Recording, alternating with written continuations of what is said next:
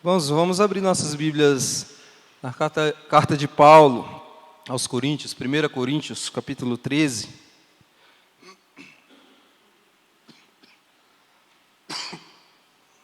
Primeira aos Coríntios, capítulo 13.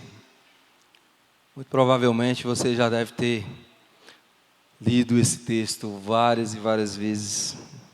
Muito provavelmente você já tem ouvido muitas palavras, muitos sermões, muitos estudos nesse texto. 1 Coríntios, capítulo 13.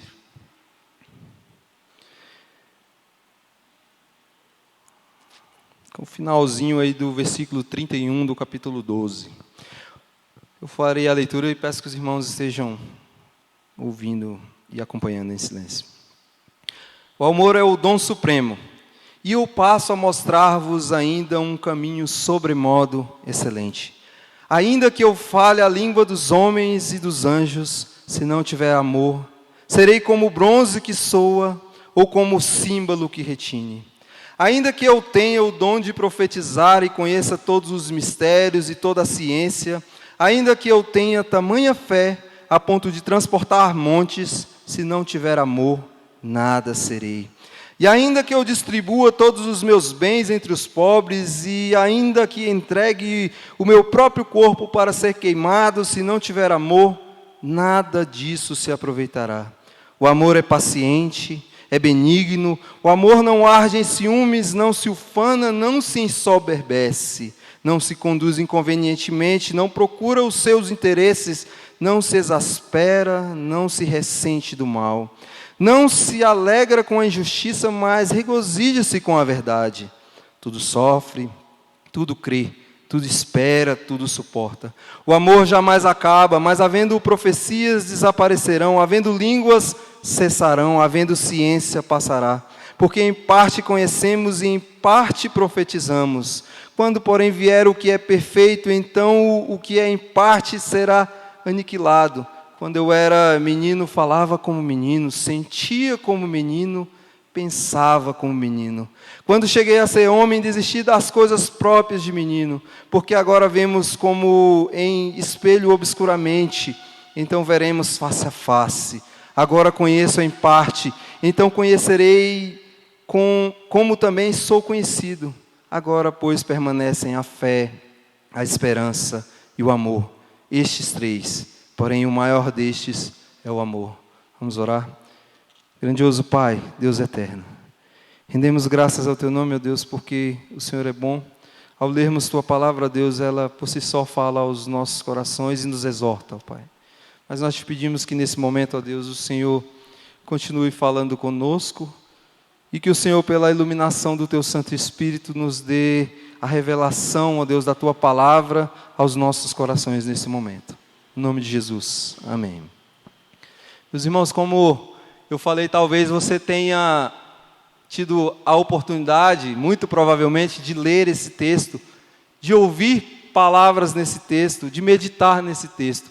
Um texto que enche os nossos olhos, um texto belo, um texto tremendo, um texto grandioso, mas também um texto muitas vezes mal interpretado.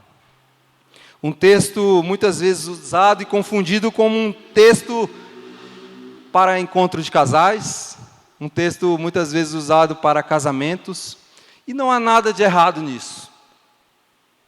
É um texto muito bonito, mas a finalidade a qual Paulo escreveu aos Coríntios, o apóstolo Paulo escreveu aos Coríntios, não é essa.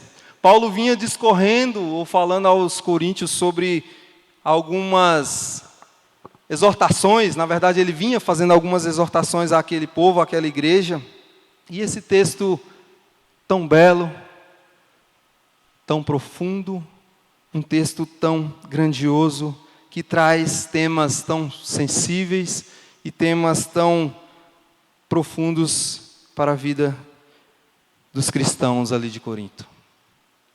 Por que Paulo, então, escreve dessa forma a esses irmãos? Nos capítulos anteriores, se nós olharmos em nossas Bíblias, Paulo vinha fazendo uma série de orientações, uma série de exortações àquele povo, àquela igreja, uma igreja que Paulo havia plantado há um tempo antes. E Paulo recebia informações de que naquela igreja algumas coisas não caminhavam muito bem. A ponto de Paulo escrever cartas, exortar aqueles irmãos e falar: olha, vocês mudem a postura de vocês. Como podemos ver em toda essa carta, Paulo então fala claramente que aqueles irmãos, aqueles crentes, aqueles cristãos ali de Corinto se perdiam ou haviam se perdido em alguns pontos cruciais da vida cristã, em alguns pontos essenciais da vida como servos do Senhor.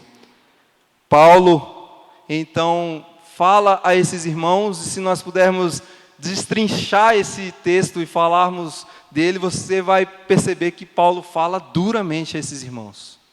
Paulo fala duramente a eles.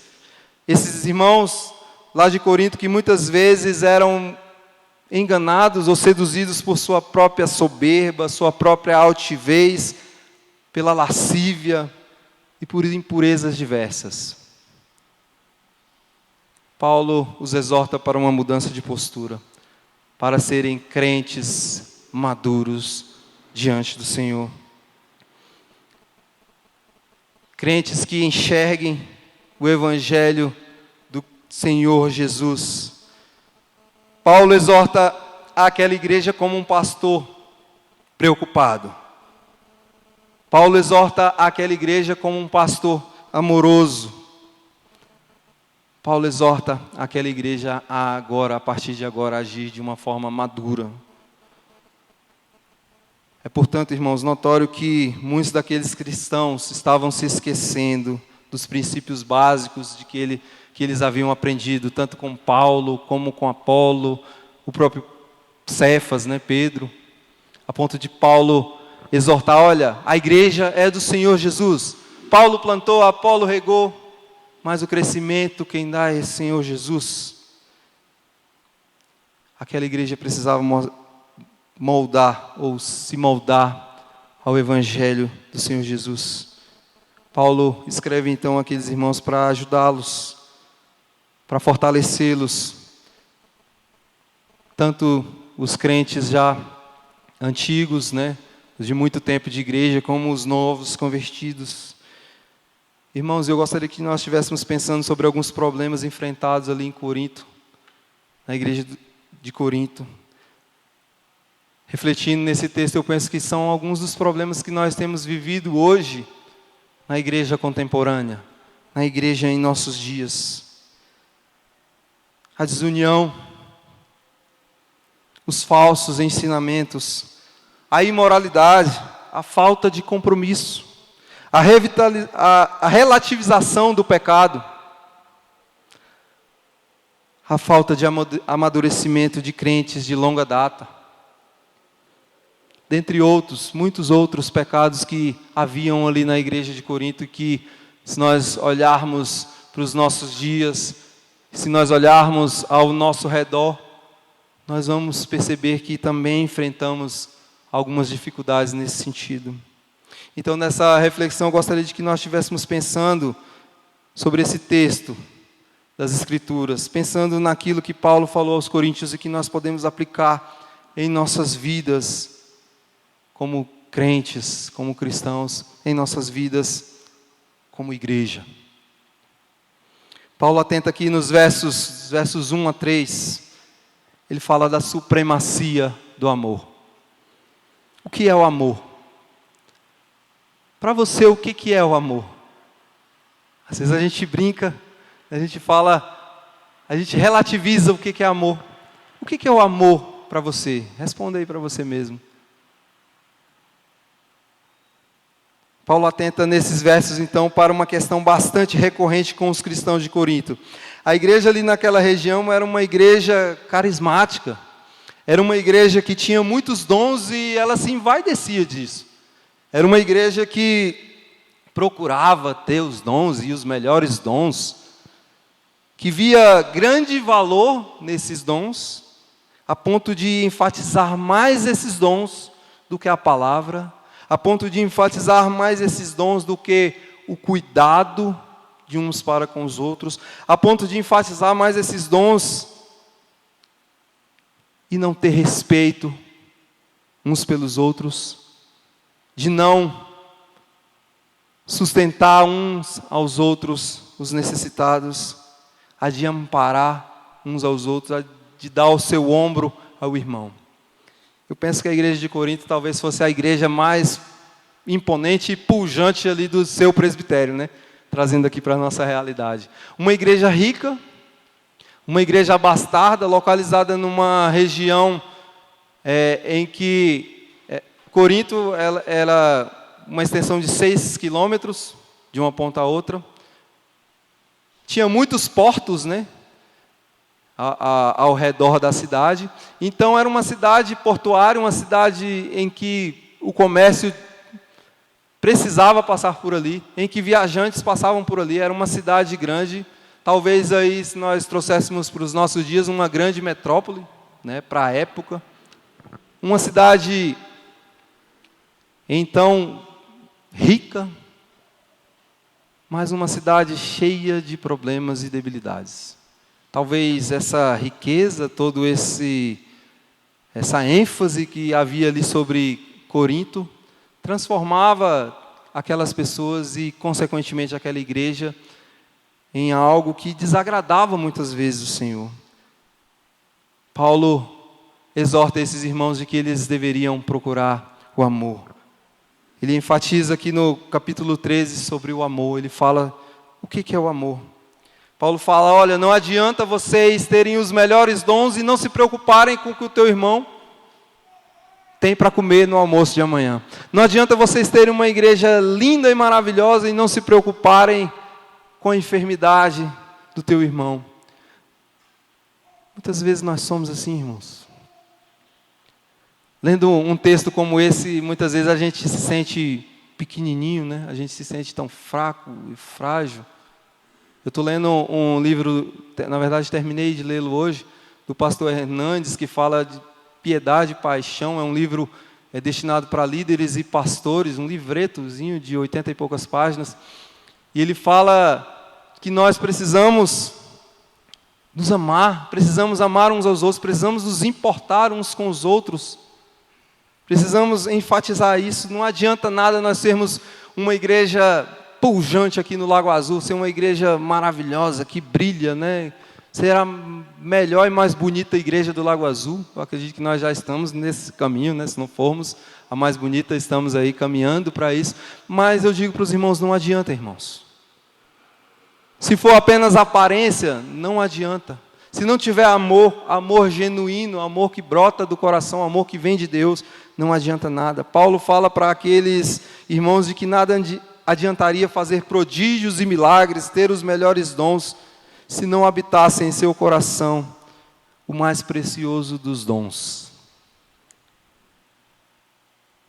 Versículo 13 de 1 Coríntios 13, fala, agora permanecem a fé, a esperança e o amor. E dentre esses, o mais importante é o amor. Irmãos, aquela igreja, como muitas dos nossos dias, dava muita importância para as coisas visíveis. As coisas que pudessem, de certa forma, trazer um status, né, uma fama. Mas essa igreja muitas vezes, se esquecia de amar. Ele é bem enfático, então, nesses primeiros 3 versos.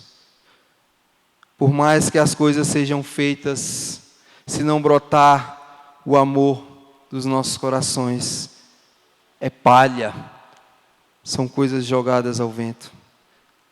Meus irmãos, há coisas mais importantes na vida da igreja do que um status. Há coisas mais importantes na vida da igreja e na vida dos cristãos que precisam ser entendidas como princípio de corpo. De que esse corpo só estará de fato vivendo o propósito de Deus se de fato praticarem e vivenciarem o amor. A igreja que entende isso, ela prospera e é relevante onde ela está inserida. Ela mostra e demonstra ao mundo que nós vivemos de fato, o que é o amor de Deus. Deus, Ele requer que nós tenhamos esse amor uns para com os outros. A igreja, ela é mais do que um edifício bem estruturado, irmãos. A igreja é mais do que esses bancos aqui, cheios. A igreja é a noiva de Cristo. Se nós lermos em várias passagens da palavra, nós podemos ver que a igreja é muito mais do que apenas uma mera aglomeração.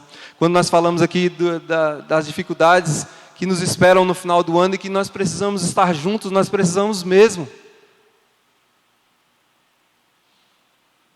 Eu lembro quando eu ainda criança, semi-adolescente, né, se é que existe essa categoria, nós tivemos aqui um evangelista que não deu muito certo na igreja e ele ficou aqui apenas 6 meses. E a igreja do Gama, como igreja mãe, que havia colocado esse evangelista aqui, tirou ele daqui. E falou para nós, olha, não tem quem a gente botar aí. Não tem.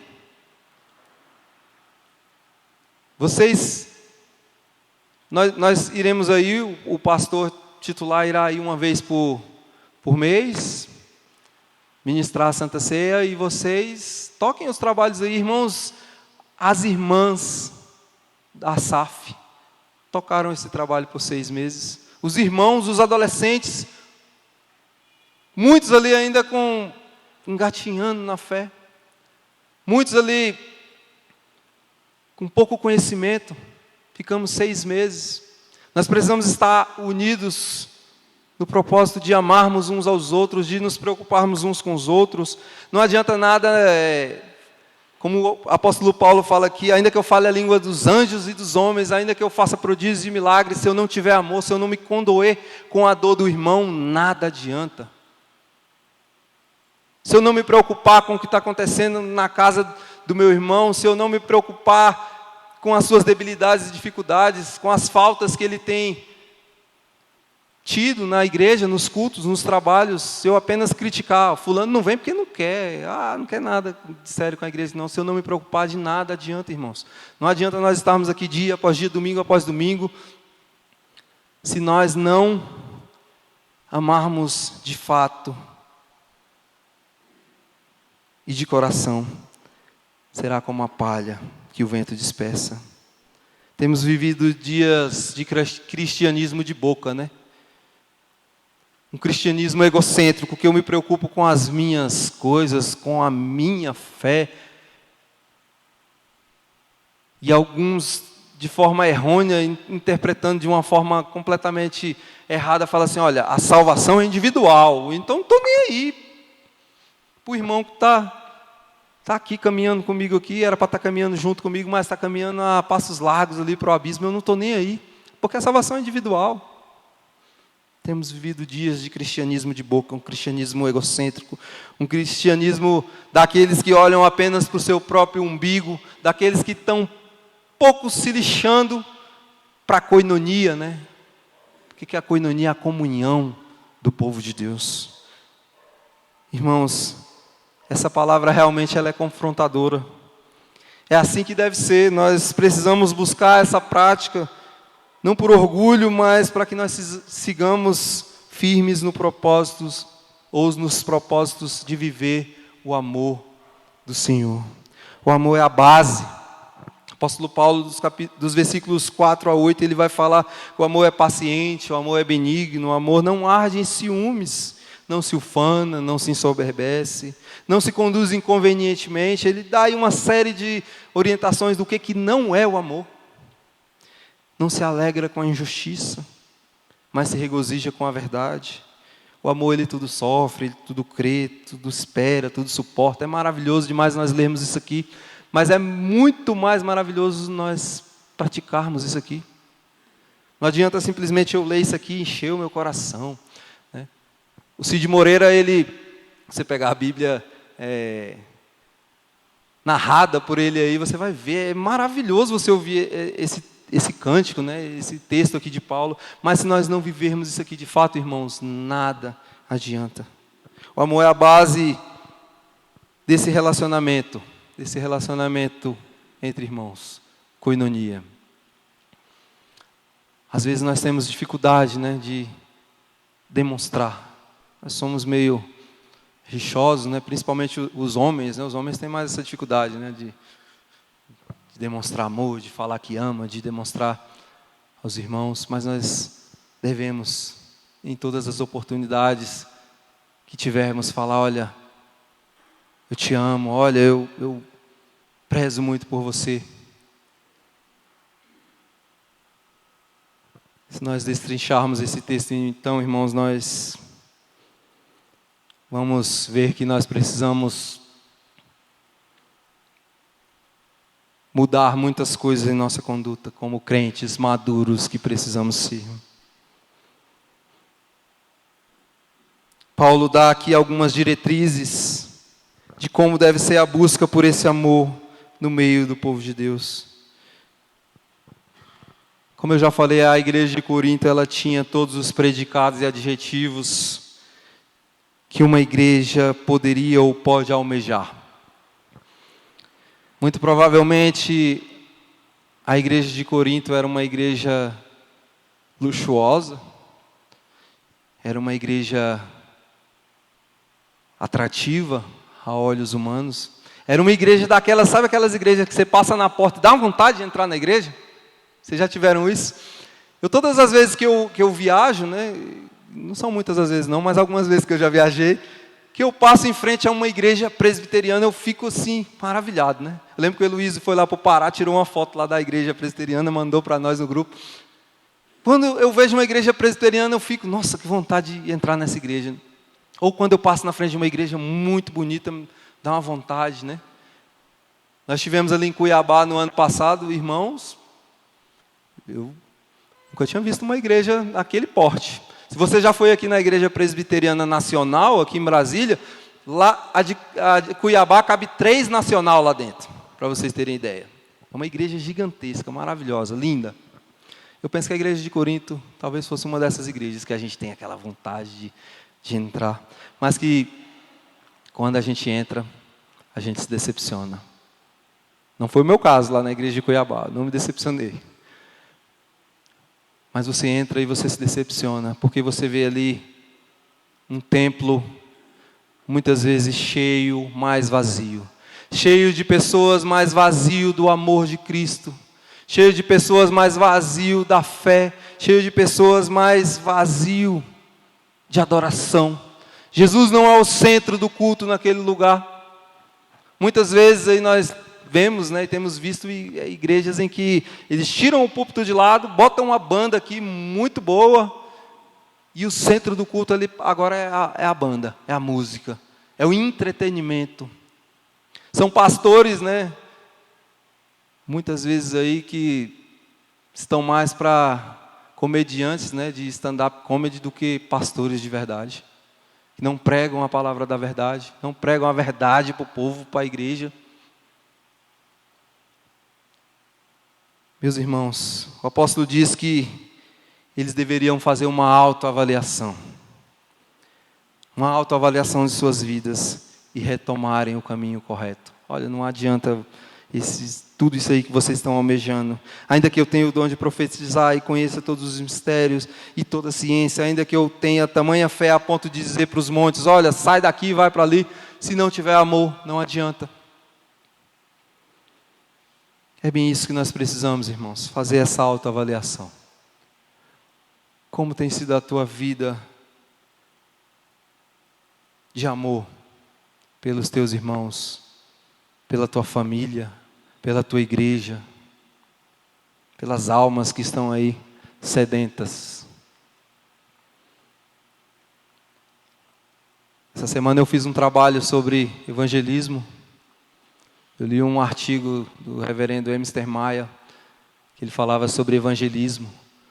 O que é evangelismo, né? Muitas vezes a gente faz agendas de evangelismo, né? Não, vamos evangelizar aqui no 2º sábado do mês, todo 2º sábado. Mas, irmãos, evangelismo é a vida prática da igreja. O evangelismo ele deve ser algo contínuo que nós fazemos e temos em nossas vidas, lá no teu trabalho, lá na tua escola, na tua faculdade. por onde quer que você andar, no ônibus, com aquela pessoa que senta do teu lado. E o evangelismo, ele não é feito apenas de palavras, ele é feito de atos. Nós pregamos também com as nossas ações, não apenas quando abrimos as nossas bocas e falamos e exortamos, mas as nossas ações também pregam o reino de Deus. Dos versos 4 a 8, então, nós podemos identificar algumas qualidades do que é esse amor. Um amor que, devido à nossa natureza pecaminosa, nós realmente temos dificuldades. Nós realmente temos muitas dificuldades em praticá-lo, em buscá-lo. A gente até brinca, né, sobre alguns cânticos que a gente canta. Uma família vivendo compromisso. Será que temos vivido realmente como uma família, um compromisso? Há até alguns críticos, né, desses cânticos. Mas nós conseguiremos enxergar isso, irmãos, apenas se nós realmente tivermos um coração convertido ao Senhor. Esse amor, ele tem uma longevidade. Os versos 9 em diante, Paulo fala da nossa incapacidade de compreender a plenitude desse amor, que nós podemos nos esforçar ao máximo, o máximo que nós pudermos, que ainda assim nós teremos dificuldades de compreender ou de viver o que é esse amor. Nossas limitações ficarão evidentes, irmãos. Nós precisaremos sempre do auxílio do Senhor. Como eu já falei, esses textos eles nos deixam pequenininhos, mas o Senhor sempre diz, olha, eu tenho a solução para o teu problema. Eu tenho a solução para o teu problema. O apóstolo Paulo, no verso 11, ele dá uma ênfase, então, ao que nós chamamos de maturidade. Quando eu era menino, eu falava como menino, sentia como menino, pensava como menino. Quando eu cheguei a ser homem, eu desisti das coisas próprias de menino. Nós vamos avançando no nosso conhecimento, nas nossas vidas, na nossa experiência de vida. Algumas coisas que lá na nossa adolescência enchiam os nossos olhos, né? Hoje em dia não enchem mais tanto os nossos olhos. Algumas coisas que nós não dávamos importância nenhuma, agora nós passamos a dar, né? Eu não gostava de rede, eu ficava tonto quando eu sentava, deitava na rede. Agora eu não posso ver uma rede que eu caio nela, né? À medida que vai passando o tempo, nós deixamos de dar importância e ênfase para algumas coisas e começamos a dar para outras. Coisas que pareciam ser essenciais para as nossas vidas quando nós éramos jovenzinhos lá, adolescentes, e que hoje não são tão assim essenciais. Está aí uma necessidade que todos nós temos, irmãos, dia após dia, que é esse amadurecimento, né? Essa experiência que nós adquirimos com o tempo. Paulo, ele fala, em alguns dos seus escritos, ele fala, olha, vocês agora têm que comer alimento sólido. Muitas vezes nós estamos ano após ano na igreja, ensinando. Né? Os pastores falam muito sobre isso e parece que o povo está ali acostumado com leitinho, né? Eu sou contra muitas das coisas que são pregadas por aí, da forma como alguns pastores agem, ou lideranças agem. Ah, não, a igreja lá, subestima a igreja, né? Ah, não, os irmãos são muito humildes. Não, prega a palavra para esse povo, prega teologia para esse povo. Como você vai ensinar a teologia, como você vai ensinar a palavra para esse povo, aí o problema é seu. Mas esse povo merece, e esse povo precisa, de fato, ouvir a palavra genuína de Deus, a palavra do Deus Santo. Meus irmãos, há essa necessidade em nossos dias, como havia aqui com o povo de Corinto. Nós temos vivido os dias em que a igreja anda impura. A igreja, quando eu falo a igreja num contexto geral. E nós também façamos essa análise.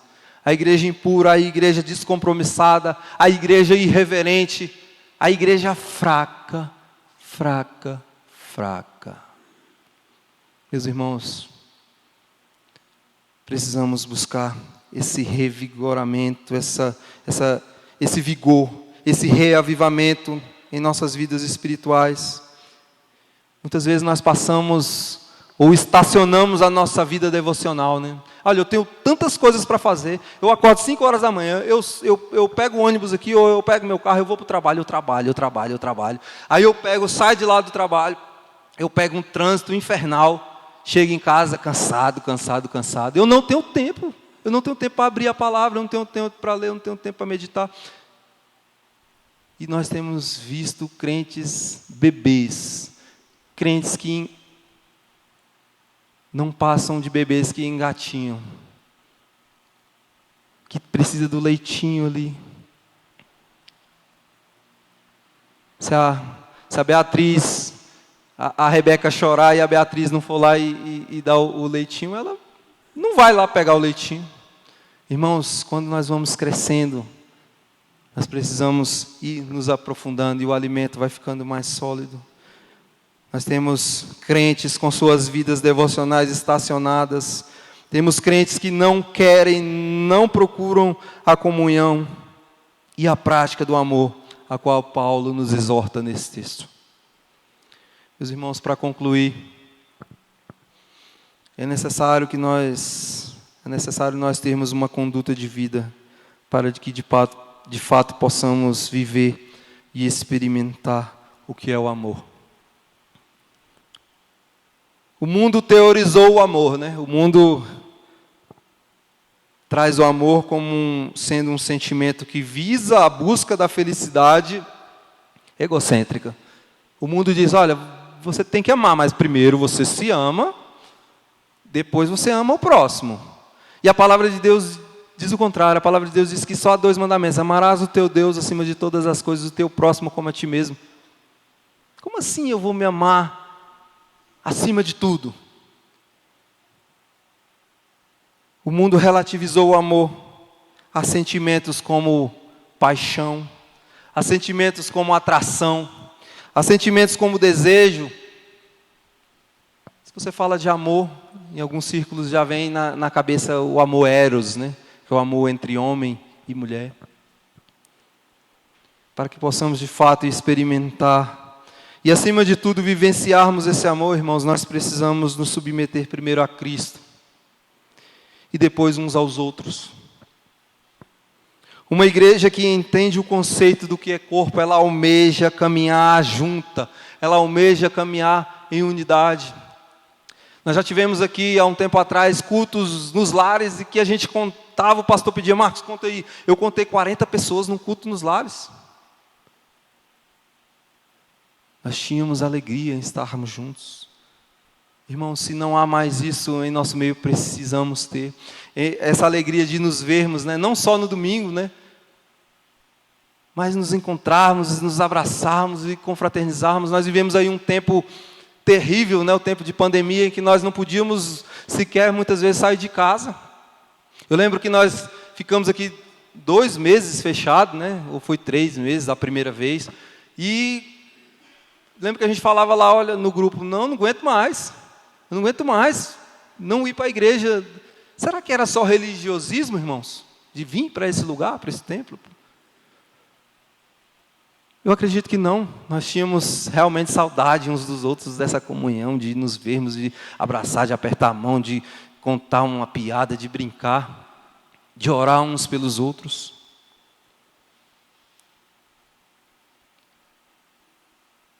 Nós precisamos vivenciar o amor, praticá-lo. Eu demonstro e pratico o amor com meu irmão quando eu oro por ele e com ele. Por ele e com ele. Eu demonstro amor pelo meu irmão quando eu me preocupo com as dificuldades dele, seja em qual área for.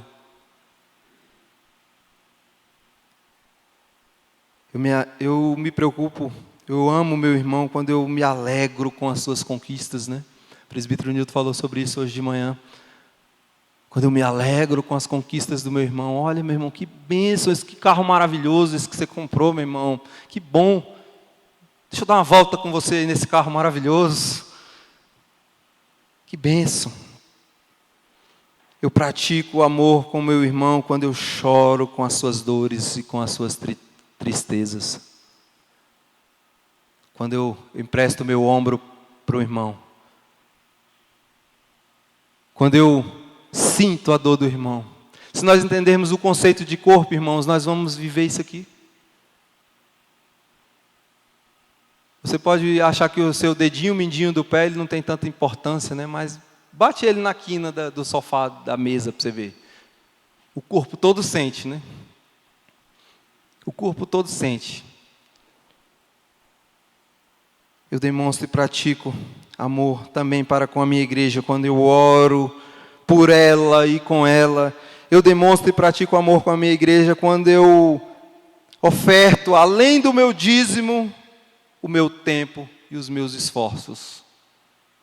Eu penso que se Paulo falava sobre isso aqui também, olha, não adianta você chegar lá no gasofilasco, botar, sei lá, um montão de dinheiro, um montão de ouro, se você não dedica o seu tempo à comunhão, o seu tempo à sua igreja. Você demonstra amor à sua igreja quando você oferta além dos seus dízimos e suas ofertas. Eu demonstro amor e pratico amor com a minha igreja quando eu me importo com a koinonia, a comunhão. Quando eu sou presente nas atividades. Quando nós vamos ouvir novos membros ali no conselho, a gente sempre faz essa pergunta, né? Olha, e está lá na Constituição da igreja, olha, você se compromete a ser presente, a ser colaborador, não só com os seus dízimos e suas ofertas, mas também com a sua presença, com o seu tempo, com as suas orações. Sim, sim, presbítero, sim, pastor. E muitas vezes não é isso que nós temos visto, irmãos. Pessoas que são recebidas como membros na igreja que, pouco tempo depois, essas pessoas, cadê? Sumiu. Um passe de mágica, sumiu. Eu me preocupo com a igreja quando eu, de fato, eu tenho esse compromisso.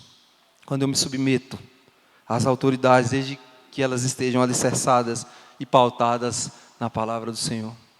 Essas mesmas pessoas que fazem isso que eu falei, se o pastor ou o presbítero for cobrar muitas vezes, já fica arranhada a relação. Olha, o que esse presbítero Nilton está me cobrando presença na igreja? O que ele acha que ele é? O que esse pastor careca está me cobrando isso aí? Não. Você prometeu diante de Deus e da igreja. Eu pratico esse amor quando eu faço isso. Enfim, meus irmãos, não é fácil, mas nós precisamos estar unidos em amor, praticando o amor, vivenciando o amor, que é o dom supremo. Esse amor que é a essência de Deus, a essência do Deus a quem nós servimos. Que nós pratiquemos e vivamos esse amor. Que Deus nos abençoe e que nós estejamos sempre dispostos a ouvir a palavra de Deus. Convido a equipe de louvor a estarem vindo aqui à frente. Nós estaremos cantando o último cântico. Enquanto os irmãos se deslocam para cá, vamos orar. Abaixe sua cabeça. Grandioso Deus, amado Pai. Obrigado, Pai, pelo Teu amor. Obrigado, Pai, pelo Teu cuidado. Tua misericórdia, Deus, sobre nós, pobres e miseráveis pecadores. Ó Deus, muitas vezes nós deixamos de praticar aquilo que o Senhor nos ensina e nos orienta, ó Deus, por meio da Tua palavra. Aquilo que o Senhor nos ensina e nos orienta por meio dos Teus servos, ó Deus, do passado, que foram inspirados pelo Teu Santo Espírito para nos escreverem, ó Deus, essas palavras grandiosas. Ó Deus, que nossos corações sejam quebrantados, ó Deus, e possamos entender o princípio do que é amar, possamos entender, ó Deus, o princípio do que é Te adorar. Ser conosco, ó Deus. Que a Igreja Presbiteriana do Lago Azul pratique e vivencie o amor, uns para com os outros, ó Pai, em família, com os amigos, ó Deus, com os irmãos da igreja. Ó Deus, tem misericórdia de nós, ó Deus, quando muitas vezes estamos distantes disso. Continua, ó Deus, exortando os nossos corações, ó Deus, através da Tua palavra. Continua, ó Deus, atento, ó Deus, inclinado os Teus ouvidos, ó Deus, para ouvir as nossas súplicas. Poderoso Pai, nós oramos, agradecidos pelo Teu amor, no santo e bondoso nome de Jesus. Amém. Convido os irmãos a se colocarem de pé.